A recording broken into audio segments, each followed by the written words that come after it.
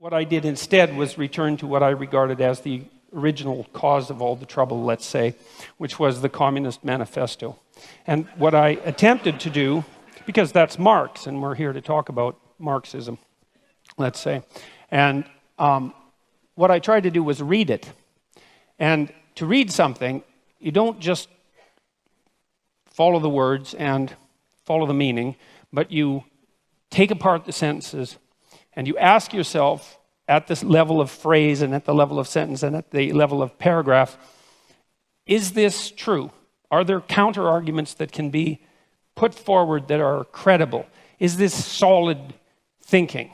And I have to tell you, and I'm not trying to be flippant here, that I have rarely read a tract. Now, I read it when I was 18. It was a long time ago, right? That's 40 years ago. But I've rarely read a tract that made as many errors per sentence, conceptual errors per sentence, as the Communist Manifesto.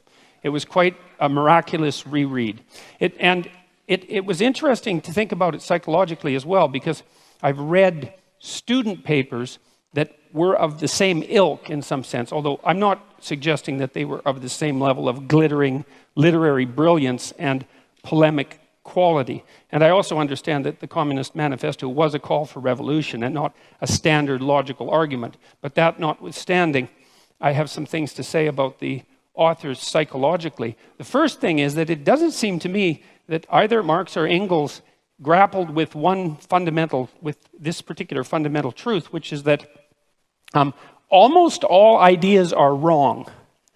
And so and it doesn't matter if they're your ideas or someone else's ideas, they're probably wrong. And even if they strike you with the force of brilliance, your job is to assume, first of all, that they're probably wrong, and then to assault them with everything you have in your arsenal and see if they can survive.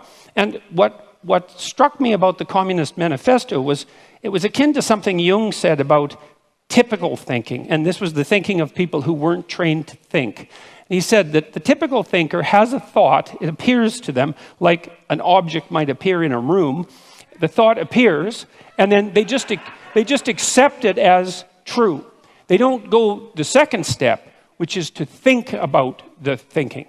And that's the real essence of critical thinking. And so that's what you try to teach people in university, is to read a text and to think about it critically, not to destroy the utility of the text, but to separate the wheat from the chaff.